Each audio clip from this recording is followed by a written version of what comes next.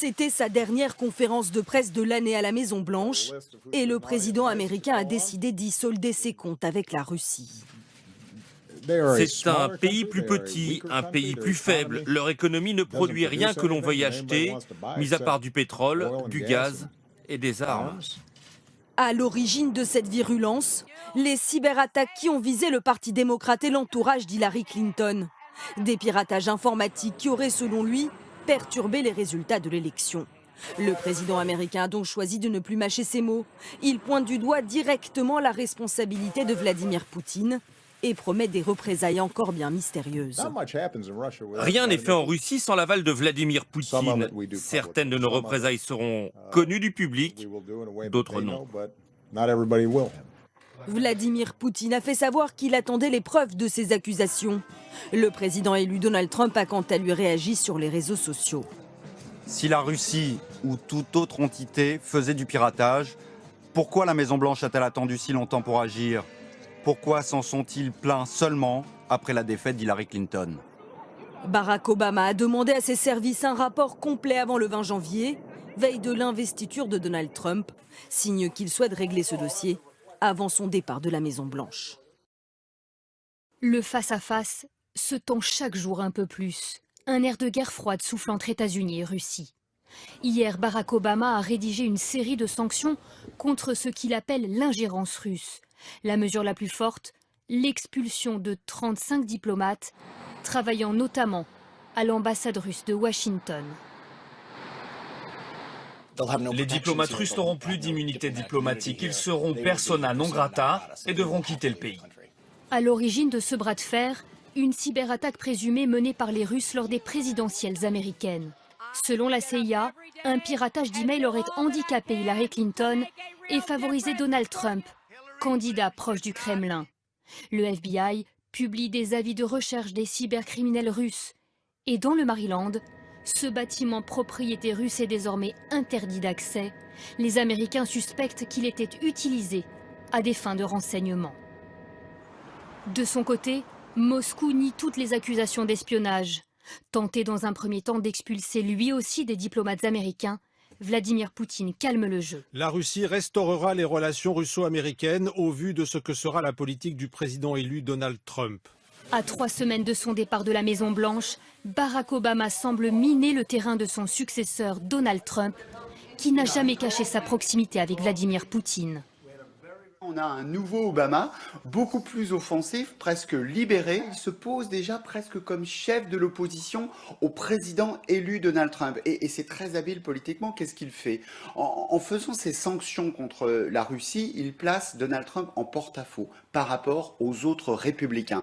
Donald Trump a jusque-là refusé de commenter ces sanctions. Le président élu demande de passer à autre chose.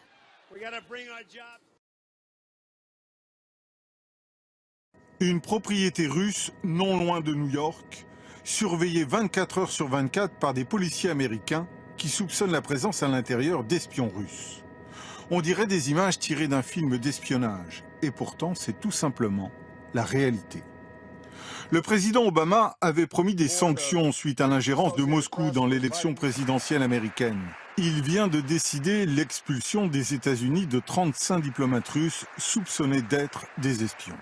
Les accréditations de ces agents seront supprimées. Ils n'auront plus de protection, plus d'immunité diplomatique. Ils seront persona non grata. Ils vont devoir quitter le pays.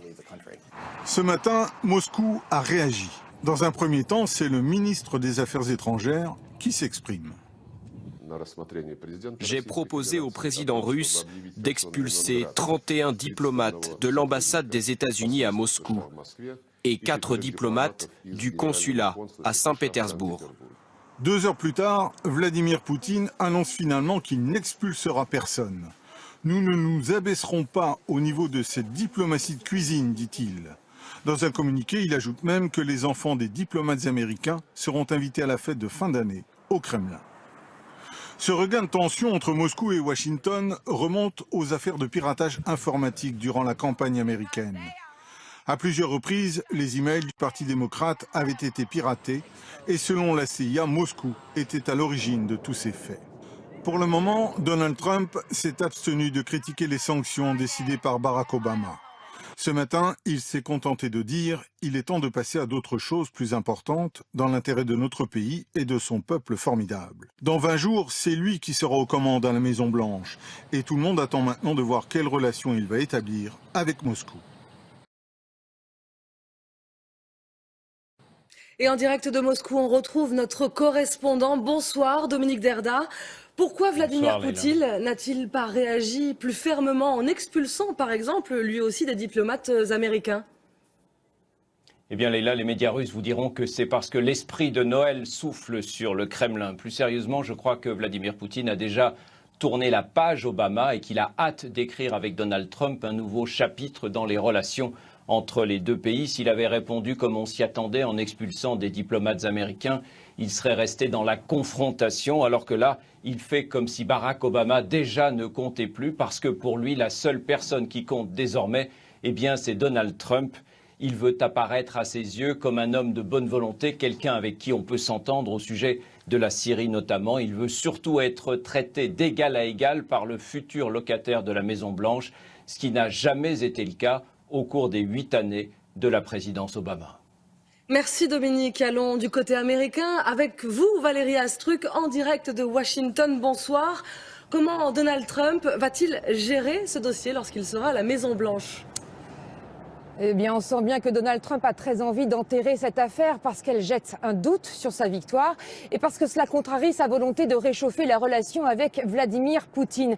Mais le milliardaire aura du mal à lever les sanctions car son propre camp le prendrait mal. Les républicains du Congrès sont très anti-russes, veulent même durcir les sanctions et annoncent une enquête parlementaire. Autre bombe sous les pieds du milliardaire, la publication des preuves formelles que la Russie a bien cherché à favoriser son élection. Ce rapport promis par Barack Obama devrait intervenir dans les prochaines semaines.